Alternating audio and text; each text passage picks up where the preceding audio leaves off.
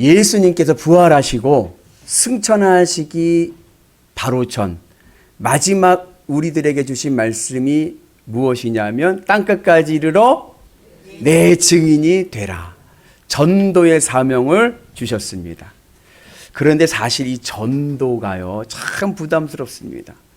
원래 제가 오늘 말씀의 제목을 고넬료 전도법이라 쓰려고 했다가 여러분들 부담 가지실 것 같아가지고 그냥 백부장 고넬료로 썼습니다. 완곡하게. 왜냐하면 그 교회 성장을 연구하시는 분들의 얘기를 들어보니까 교회에서 전도합시다 할 때 그냥 그것이 부담되지 않고 아멘 할 수 있는 사람들이 한 4% 정도랍니다. 그러니까는 교회에서 전도합시다 하면 그 부담스러운 거예요.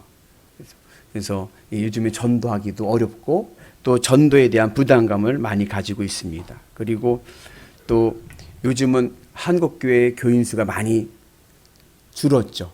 저 신학교 갈 때만 해도 뭐 한국 기독교 인구 뭐 1000만, 뭐 1200만 막 그랬는데 지금은 800만도 안 된다. 한국교회 위기다.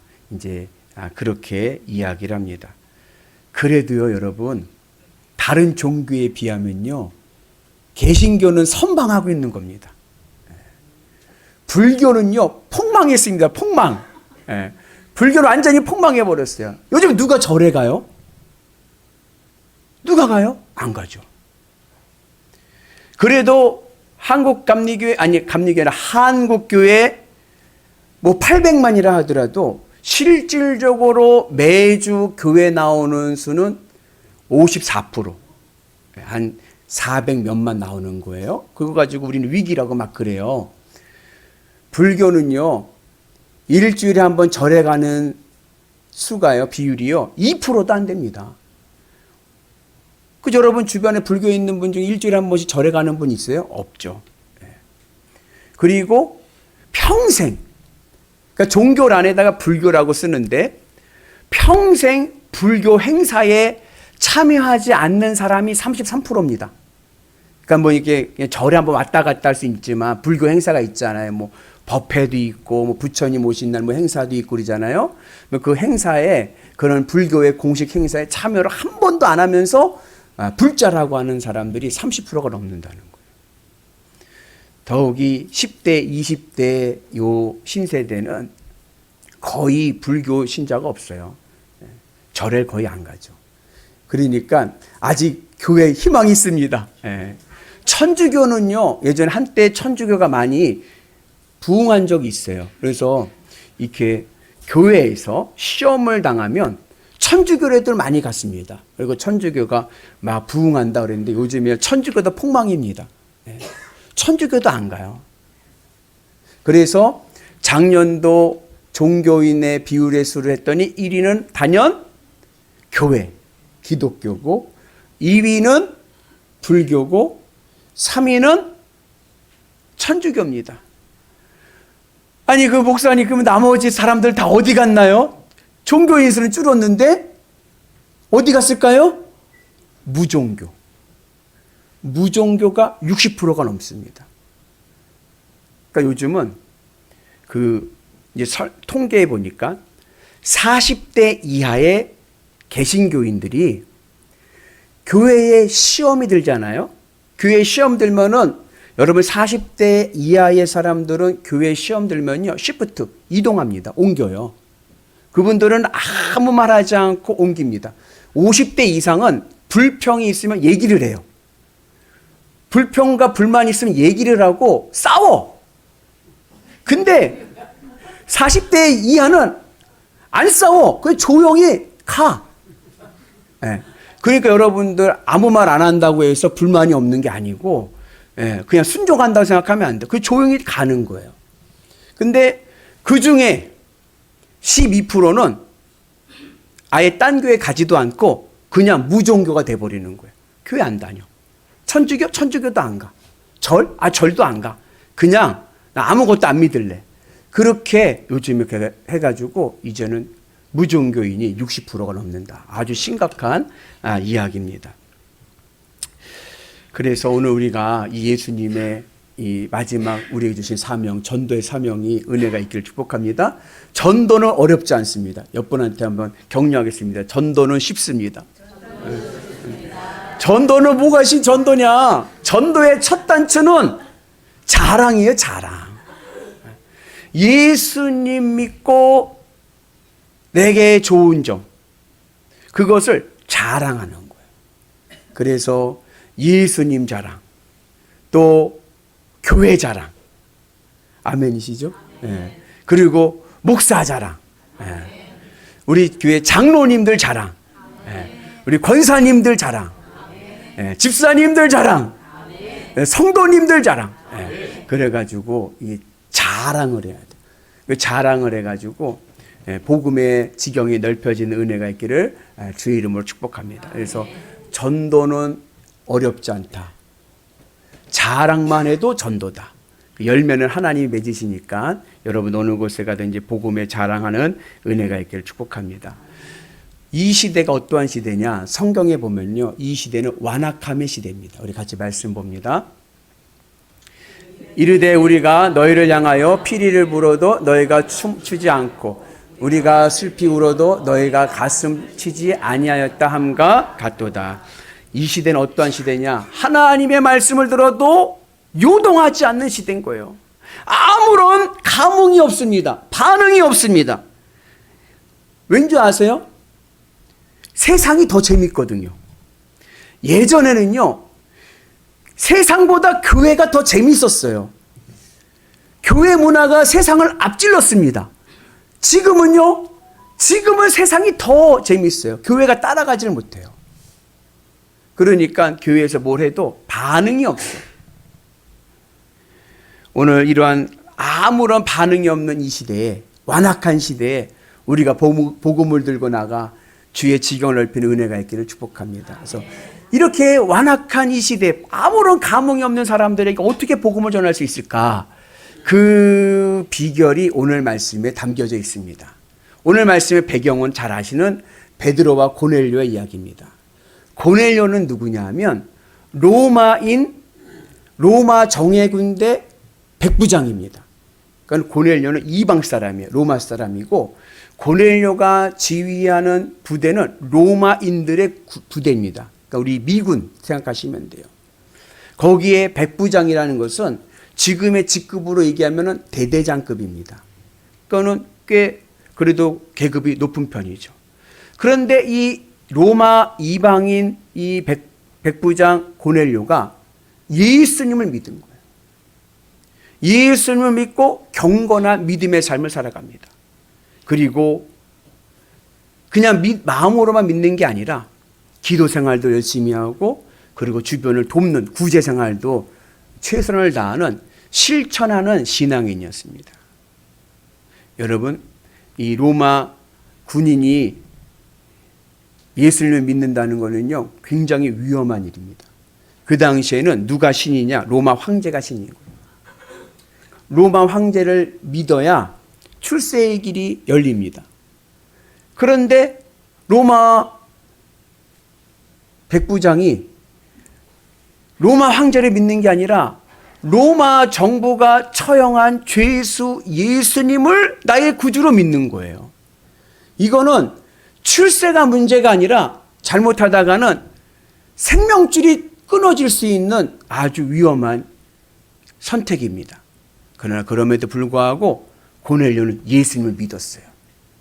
그리고 예수님을 자기만 믿는 게 아니라 자기 온 가족이 믿기를 원했습니다. 아니, 나와 함께하는 모든 사람들이 예수님 믿기를 원했습니다. 그래가지고 오늘 고넬료가 자기의 친척과 그리고 자기의 친구들을 초청해서 하나님의 말씀, 예수님의 복음을 듣기를 원합니다. 그래서 하나님께서 이 고넬료에게 환상 중에, 고넬료가 기도할 때 환상 중에 주신 것이 무엇이냐면 하나님의 사자 천사가 명령을 내리는 거예요. 요바에 있는 베드로를 초청해서 말씀을 들어라. 지금 백부장 이 고넬료가 있는 것은 가이사랴인데 그곳에서 요바까지는 한 50km 됩니다. 그래서 이 고넬료가 자기 부하와 그리고 자기 집 머슴 둘, 3명을 베드로를 데리러 보내는 거예요. 그리고 그때 마침 또 하나님께서 베드로에게 환상으로 말씀하시기를 뭐요? 이 세상에 부정한 것이 어딨냐? 이 세상에 부정한 것이 없다. 아시죠? 짐승들 내려와가지고 먹어라 하니까 베드로가 부정한 것은 먹을 수 없습니다 했더니 내가 창조한 이 세상에 부정한 것이 어디 있느냐 하면서 베드로에게 이방인 선교의 문을 열게 하십니다. 그렇게 해가지고 이 고넬료의 부하가 가서 베드로를 모시고 오는 거예요. 그 모시고 오는 그 사이에 고넬료는 뭐 했냐? 자기의 친척들과 친구들을 초청하는 거예요. 우리 같이 말씀 봅니다. 이튿날 가이사랴에 들어가니 고넬료가 그 친척과 가까운 친구들을 모아 기다리더니 고넬료는요 나 혼자만 구원받고 싶어 하지 아니하고 나와 함께한 이들이 다 구원받기를 원했습니다. 우리가 신앙의 오류가 하나가 있어요. 그것은 뭐냐면 본인 신앙생활은 철저해. 본인 신앙생활은 철저한데 가족들 신앙에 대해서는 무관심한 거예요. 오늘 이 오류가 바뀌어서 복음의 지경이 넓혀지기를 축복합니다. 그래서 내가 예수님을 열심히 믿는 것만큼 우리의 가족도, 우리의 자녀도, 우리의 친척도, 나와 함께하는 친구들도 예수님을 믿는 은혜가 있기를 축복합니다. 그래서 성경에서 뭐라고 그래요? 너와 네 집이 구원을 받으리라. 주 예수를 믿으라. 그리하면 너와 네 집이 구원을 얻으리라. 오늘 예수님의 복음이 나만 구원받는 것이 아니라 우리 집 전체가 구원받는 은혜가 있기를 주의 이름으로 축복합니다. 그래서 하나님께서 노아에게 방주를 만들라고 하셨을 때에 노아 혼자만 들어갔나요? 그 방주에 온 가족이 들어갔습니다. 여러분들의 가정에 전도의 문이 되기를 축복합니다.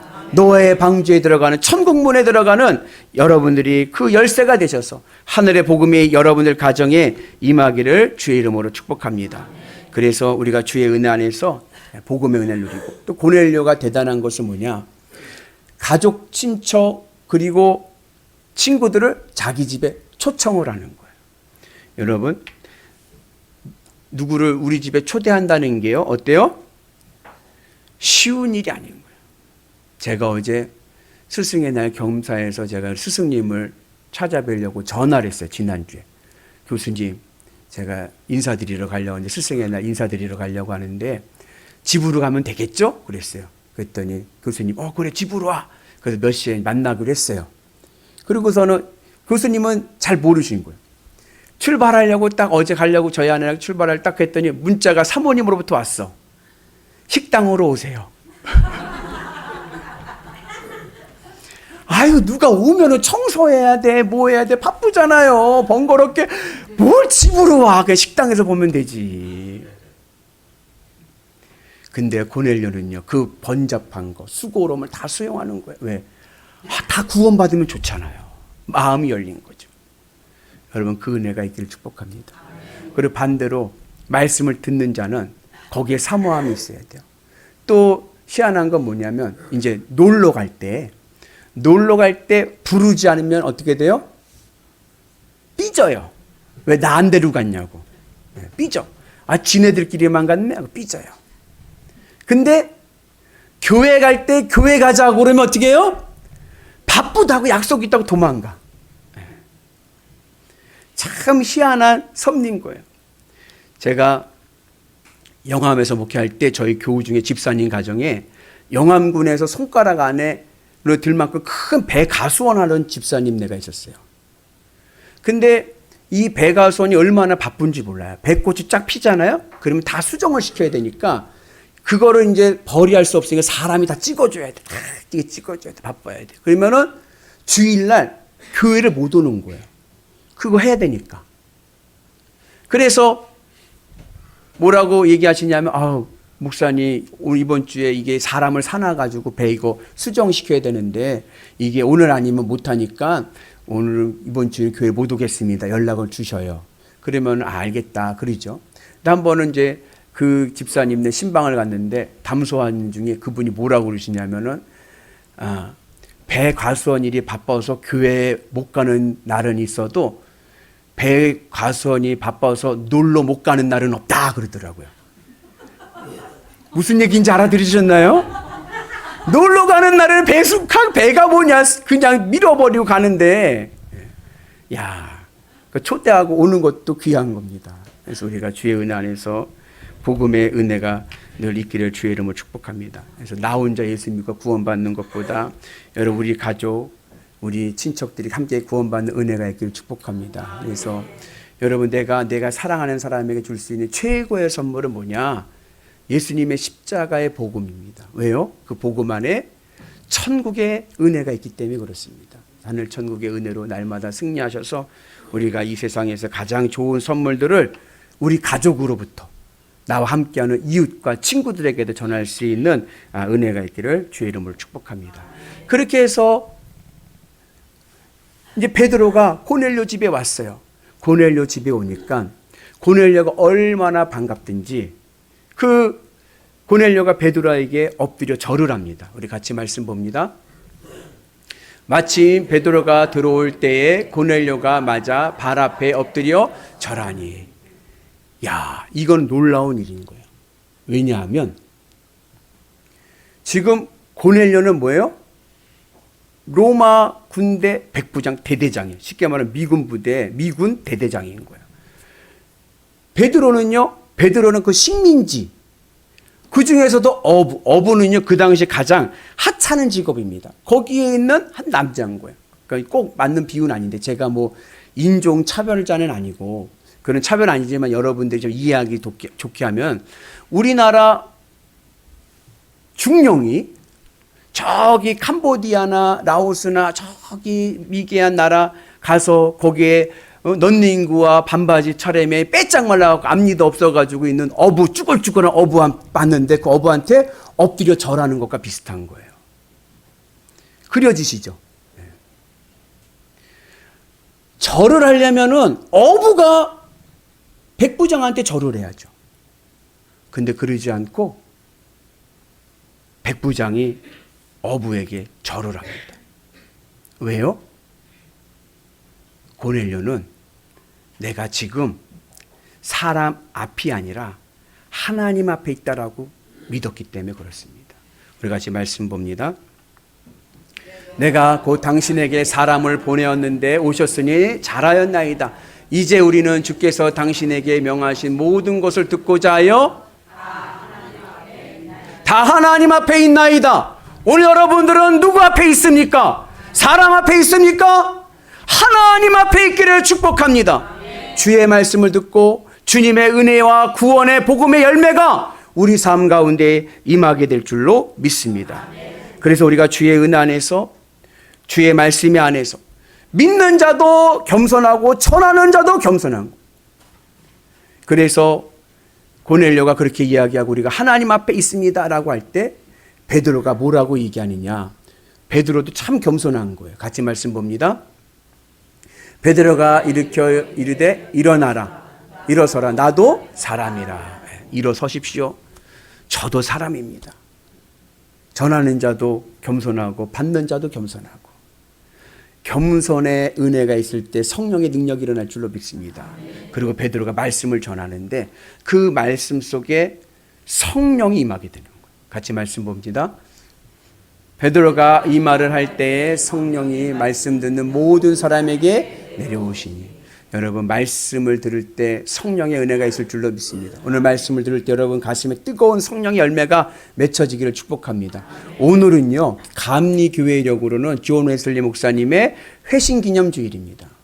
그래서 우리가 웨슬리 목사님의 회심을 기념하는데, 이 웨슬리 목사님은 독실한 기독교 가정에서 태어났습니다. 아버지는 성공회 목사고 어머니는 장로교 장로님 딸입니다. 모태신앙입니다.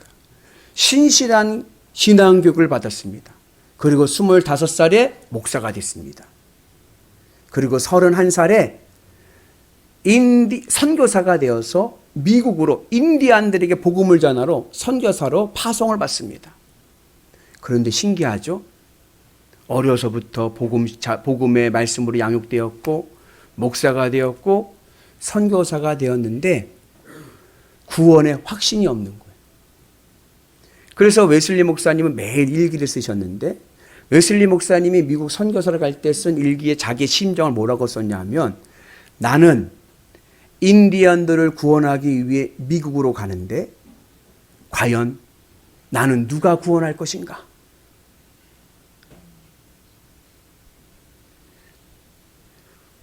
누가 나를 구원할 것인가? 본인의 구원의 확신이 없는 거예요. 그러니 여러분, 구원의 확신이 없는 사람이 선교사로 가서 선교사역을 하는데 잘 할 수 있었을까요? 실패하고 맙니다. 그래서 3년 선교사 생활하다가 도망 오는 거예요. 고국으로.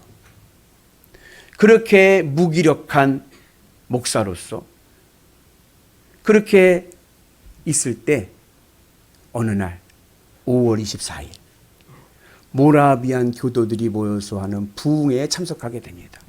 모라비안 교도들은 독일 경건주의자들입니다. 독일 평신도 경건운동하는 사람들이에요. 근데 어떻게 그들을 알게 됐냐면, 웨슬리 목사님이 배를 타고 이제 영국을 가게 되는데 배가 풍랑을 만난 거예요. 그잖아요. 옛날에는 배 오래 가잖아요. 풍랑을 만나갖고 막 흔들리는데 웨슬리 목사님이 죽을까봐 겁이 났어. 무서웠어. 근데 저 한편에 보니까 사람들이 모여가지고 찬송을 부르는 거예요. 평화로운 얼굴로. 웨슬리 목사님 가서 물어본 거죠. 당신네들 누구냐? 그때 우리 모라비안 교도다. 독일 경건주의 신앙인들이다. 그게 그 마음에 꽂힌 거예요. 나는 목사인데, 나는 죽음 앞에 두려워하는데, 저들은 평신도인데, 저들은 저렇게 은혜로운 믿음을 가지고 있다니. 그래서 그분이 그 모라비안 교도들이 부흥 기도하는 집회에 참여하게 됩니다. 런던에 있는 올더스케이시라는 거리에 있는 작은 모임에 참여하게 되는 거예요. 그리고 그곳에서 웨슬리 목사님께서 집회에 참여하고 있는데 한 사람이 오직 의인은 믿음으로 말미암아 살리라. 이 로마서의 이 말씀을 마틴 루터가 기록한 서문이 있거든요. 로마서 주석의 서문. 그것을 읽을 때 이 웨슬리 목사님의 마음에 꽂히게 된 거예요. 무엇이 꽂혔느냐? 예수님께서 나를 위해 죽으심을 내가 깨닫게 된 거예요. 복음의 능력을 깨닫게 됐습니다. 가슴의 뜨거움을 경험하게 됐습니다. 성령의 임재를 경험하게 됐습니다. 그리고 웨슬리 목사님이 변화하여서 그 후 성령 체험 이후 52년 동안 지구를 무려 10바퀴 돌고도 남을 만큼의 전도를 하고 다니신 거예요. 그래서 웨슬리 목사님의 동상을 보면 늘 웨슬리 목사님은 말을 타고 있어요. 한 손에는 성경을 들고. 오늘 우리에게도 그 은혜가 있길 축복합니다. 근데 웨슬리 목사님께서 그걸 일기를 썼어요. 일기를 썼을 때 자기가 그 회심하게 된 기록을 이렇게 썼습니다. 저녁에 별로 내키지 않는 마음으로 올더스게이트 거리에 있는 어느 집회에 갔는데 거기서 한 사람이 루터의 로마서 주석의 서문을 읽고 있었다. 밤 9시 15분 전에 그가 계속해서 그리스도를 믿는 믿음을 통하여 하나님께서 마음의 변화를 일으키시는 역사를 행하신다라고 하는 그 내용을 설명하고 있을 때에 내 가슴에 뜨거워짐을 느끼게 되었다. 나는 그리스도 한 분만이 나의 구세주가 되심을 믿게 되었다. 뿐만 아니라 주께서 내 모든 죄를 씻으시고 나를 죄와 사망의 법에서 구원하셨음을 내가 확신한다. 웨슬리 목사님이 어떠한 마음으로 부흥 집회 갔다고요? 내키지 않는 마음으로. 근데 그 내키지 않는 마음으로 간 그 발걸음 속에서 성령의 은혜가 임한 줄로 믿습니다. 혹시 여러분들 중에 오늘 내키지 않는 마음으로 오신 분 계십니까? 여러분 그 발걸음이 복될 줄로 믿습니다. 성령의 은혜가 임하는 큰 은혜가 있기를 주의 이름으로 축복합니다. 그래서 무기력했던 목사가 성령을 경험하니 하나님의 복음을 들고 세상을 향해 나가는 열정적인 하나님의 사람이 된 줄로 믿습니다. 오늘 우리에게도 이러한 은혜가 있어서 성령의 은혜 안에서 복음의 은혜 안에서 승리하기를 주의 이름으로 축복합니다. 그래서 웨슬리 목사님 얼마나 뜨거웠던지 그 당시만 해도 굉장히 보수적이었던 거예요. 설교는 예배당 안에서만 해야 돼. 근데 웨슬리 목사님은 예배당이 중요한 게 아니거든요. 나가서 복음을 전해야죠. 시장이든 광산이든 어느 들판이든 어느 곳에 가든지 복음을 전하기 시작했습니다. 그렇게 해서 성공회로부터 파문을 당한 거예요. 예배당 안에서 설교를 하는데 왜 자꾸 야외에 나가서 설교를 하느냐. 그때 웨슬리 목사님 하신 유명한 말씀 중에 하나가 뭐예요? 세계가 나의 교구다. 세계는 나의 교구다. 복음을 들고 선포하며 나가는 그 감리교 운동이 지금의 감리교회가 되었습니다. 오늘 우리가 주의 은혜 안에서 이런 큰 은혜 안에서 말씀의 은혜와 성령의 뜨거움이 우리의 삶을 복되고 능력 있는 삶이 되게 할 줄로 믿습니다. 특별히 말씀을 들을 때 성령이 임했다는 것은 하나님의 역사하심은 인격적이라는 것을 우리에게 보여줍니다. 말씀은요, 객관적인 계시입니다. 계시라는 말씀이 뭐냐면 하나님을 드러내는 거예요. 성경은요, 객관적이잖아요. 누구에게나 보이잖아요. 그죠? 성령은요, 주관적인 계시입니다. 성령은 내가 경험하는 것입니다. 하나님의 능력과 하나님의 살아계심을 내가 경험하는 것입니다. 객관적인 하나님의 계시와 주관적인 하나님의 계시가 만날 때 우리의 신앙이 건강할 줄로 믿습니다. 네, 그러지 않고 객관적인 말씀의 계시만 붙잡고 가면 신앙생활이 어떻게 되느냐? 무미건조합니다. 성령의 은혜가 없는 사람들은요, 신앙이요 굉장히 딱딱합니다. 그래서 신앙이 율법처럼 되는 거예요. 반대로 말씀은 없고 성령 충만만 추구하는 사람들은 어떻게 되느냐? 신앙이 굉장히 주관적이 돼가지고 내가 복음이 됩니다. 자기 감정에 따라 신앙생활하는 거예요. 요즘에는요, 어떤 이단이 있냐면요, 지금은 성령의 시대이기 때문에 말씀은 이제 필요 없다는 거예요. 말씀이 필요 없고 내가 경험하고 내가 느낀 것만 중요하다라고 여기는 이단이 있습니다. 건강하지 못합니다. 결국 내가 복음받게 되질 않는 거예요. 오늘 우리는 이러한 상황 속에서 말씀과 성령의 은혜가 우리 가운데 있어서 우리의 신앙이 건강한 신앙 되기를 축복합니다. 그래서 가슴은 뜨겁고 머리는 차갑고 내 삶 속에서 하나님 살아계시면 늘 성령의 은혜를 경험하시고 또 나를 구원하신 예수님의 십자가의 복음이 오늘 우리 가운데 있으셔서 하늘 은혜가 우리 가운데 임하기를 주의 이름으로 축복합니다. 그래서 우리가 믿는 복음은 말씀은 뭐냐? 예수님의 십자가의 복음입니다. 우리 같이 봅니다. 그에 대하여 모든 선지자도 증언하되 그를 믿는 사람들이 다 그의 이름을 힘입어 죄 사함을 받는다 하였다. 아멘. 예수님의 이름을 믿는 자마다 죄 사함의 은혜가 있을 줄로 믿습니다. 그래서 우리가 주의 은 안에서 복음의 열매가 맺혀지고 또 주의 능력 안에서 우리의 삶이 늘 아멘으로 역사하는 은혜가 있기를 축복합니다. 그 성령이 임하시면 우리가 말씀을 통해서 성령의 은혜가 임하면 우리에게 성령의 네 가지 능력이 나타나는데 첫째는 신령한 은사들이 나타납니다. 여러분들에게 신령한 성령의 은사가 충만하기를 축복합니다. 그 두 번째는 하나님을 높이는 찬양이 넘쳐납니다. 그 성령 충만하면요, 입이 다 뭐예요? 찬양으로 가득한 거예요. 그리고 세 번째는 세례를 받습니다. 세례를 받는다는 것은 뭐냐면 거듭남인 거예요. 나는 죽고 주는 살고 이제 내가 살아가야 될 이유가 예수님이 될 줄로 믿습니다. 그래서 네 번째 성령을 받으면 복음을 자랑합니다. 전도의 문이 열릴 줄로 믿습니다. 우리가 이러한 성령의 은혜가 우리 가운데 임하기를 주의 이름으로 축복합니다. 그래서 어느 곳에 가든지 전도는요, 하나님의 주권입니다. 나는 그냥 자랑만 하면 되는 거예요. 전하기만 하면 되는 거예요. 그러면 하늘의 역사가 우리의 삶을 놀라운 복된 삶으로 인도할 줄로 믿습니다. 전도의 상급이 큰데 전도의 상급을 생각하지 마세요. 그건 하나님 앞에 맡기고 내게 주어진 사명을 감당하면 하나님께서 나에게 가장 필요한 상급을 주실 줄로 믿습니다. 어느 여집사님이 남편을 전도하고 싶었어요. 그 늘 남편한테 교회 가자 전도라는데 이게 남편은 그게 잔소리밖에 들리질 않는 거예요. 계속 교회 가자 그러니까 이 남편이 뭐라 그러냐면 알았어. 그럼 내가 한번 가줄게. 그러면 1년 동안 교회 가자는 말 하지 마. 그랬어요. 약속을 했어요. 그 집사님이 그래요. 당신 한번 교회 오면은 그러면 또 오고 싶을 거야. 우리 목사님이 설교를 얼마나 잘하는데 그렇게 합시다. 그렇게 해가지고서는 약속을 했어요. 그래가지고 이 집사님이 일주일 내내 기도를 한 거예요. 오늘 이번 주 우리 목사님 말씀이 홈런치게 하여 주옵소서. 모두 은혜 받게 하여 주옵소서. 그렇게 막 기도했어요. 그리고 드디어 D-Day 주일이 됐습니다. 남편하고 같이 예배당에 가지고 같이 예배를 드리는데 얼마나 기대했겠어요. 마음에 기도하는 거예요. 하나님 우리 남편 오늘 은혜 많이 받게 해주세요. 했는데 그날 본문이 창세기 5장인 거예요. 아담의 족보. 아이고 이 집사님들 평생 들어보지도 못했던 이름들만 줄줄이 나오는 거예요. 야 우리 목사 오늘 설교 죽 썼다. 너무 집사님이 마음에 실망이 들어가지고 예배를 마치고 남편에게 아무 말도 못하는 거예요. 기대는 뭐예요? 여보 은혜 받았지. 우리 목사 설교 잘하지.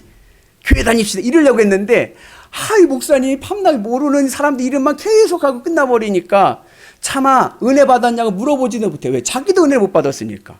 그리고 아무 말을 하지 않고 집에 돌아오는데 남편도 아무 말을 하지 않는 거예요. 그렇게 일주일 동안 서로 교회에 대해서는 아무 말도 안 했어요. 아내가 더 이상 말하지 않기로 했으니까. 주일이 됐습니다. 아내가 포기를 한 거예요, 이미. 지난주에 목사님 말씀이 완전히 죽 썼으니까. 간다는 생각을 못 한 거죠. 혼자 교회 가려고 옷 준비 차비하고서는 나가려고 하는데, 보니까 남편도 어디 약속이 있는지 또 나갈 준비를 하더라는 거예요. 그래, 어디 가나 보다 하고서 물어보지도 않고 나가려고 하는데, 남편이 아내를 붙잡는 거예요. 여보, 교회 가는 거지? 네. 같이 가야지. 아내가 깜짝 놀란 거예요. 그 차를 타고 오면서 물어보는 거예요. 아내가, 여보, 지난주 우리 목사님께서 설교가 완전히 너무 어려워가지고 나도 무슨 얘기인지 잘 모르겠는데 어떻게 다시 교회 나올 생각을 했어요? 그랬어요. 그때 그 남편이 하는 말이, 지난주에 보니까 목사님이 설교하시는데 낳고 죽고만 하시대. 네. 낳고 죽고. 내가 사업하느라고 죽는다는 걸 생각을 못했어. 근데 지난주에 목사님 낳고 죽고 하시는데, 나도 죽는구나. 그래서 천국을 준비하기로 했지. 해가지고 같이 신앙생활을 하게 되었답니다. 여러분, 전도는 내 생각으로 하는 게 아니에요. 하나님께서요, 다 준비하십니다. 오늘 우리가 이 시대, 아까 완악한 시대, 세상이 더 재밌는데 누가 예수님을 믿겠어요? 그럼에도 불구하고 준비된 영혼이 있습니다. 그 준비된 영혼에게 우리가 복음을 전할 때 하나님의 은혜가 있게 될 줄로 믿습니다. 그 준비된 영혼들이 어떤 사람들이냐? 영적인 갈급함이 있는 거예요. 여러분 고넬료 보세요. 백부장이죠. 군인이죠. 로마인이죠. 세상적으로 부족한 건 아무것도 없습니다. 그런데 이상하죠? 영적 갈급함이 있는 거예요. 세상에 숨겨진 고넬료가 많습니다. 세상적으로는요, 부족한 것 없습니다. 다 있습니다. 그런데 이상하죠? 이야기를 해보면요, 마음이 우울하고요, 공허하고요, 그리고 인생이 재미없다고 얘기합니다. 그럴 때마다 여러분들 무슨 마음을 가져야? 고넬료구나. 그들에게 복음을 증거하는 은혜가 있기를 주님의 이름으로 축복합니다.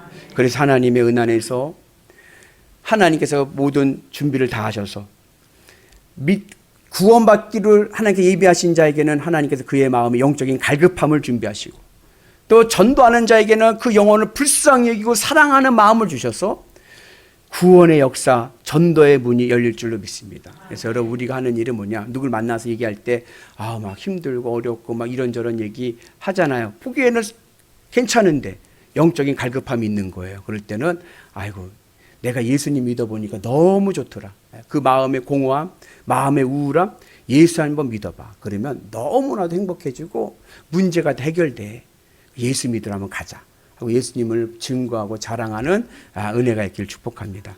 전도의 시작은 뭐라고요? 자랑인 거예요. 자랑. 제가 자랑 하나 할까요?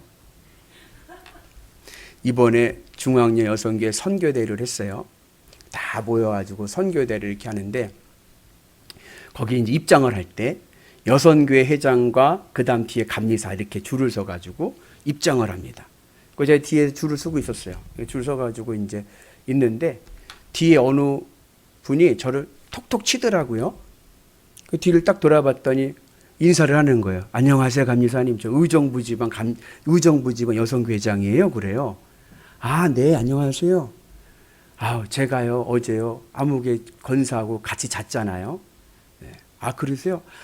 근데 그 권사가요 감리사님 자랑을 얼마나 하든지 궁금해서 왔다는 거예요. 인사드리러. 제가 기분이 좋았을까요, 안 좋았을까요? 도대체 연천지방 감리사가 누구길래 그렇게 그냥 침이 마르도록 자랑을 하니까 궁금해갖고 왔대요. 궁금해갖고. 여러분, 오늘 우리는 누구를? 예수님을. 내가 만난 예수님을 침이 마르도록 자랑을 하시면 도대체 예수가 누구길래 이렇게 자랑을 하느냐. 궁금해서라도 교회에 올 수 있는 은혜가 있기를 축복합니다. 그 은혜가 우리 가운데 임하실 때 우리의 삶이요 빛의 자녀가 되셔서 어느 곳에 가든지 하늘의 은혜와 능력을 누리는 위대한 성도 될 줄로 믿습니다. 아직 오래 많이 남았습니다. 한번 한 영혼 복음 전도에서 추수의 열매를 맺는 복된 성도 되시기를 주의 이름으로 축복합니다.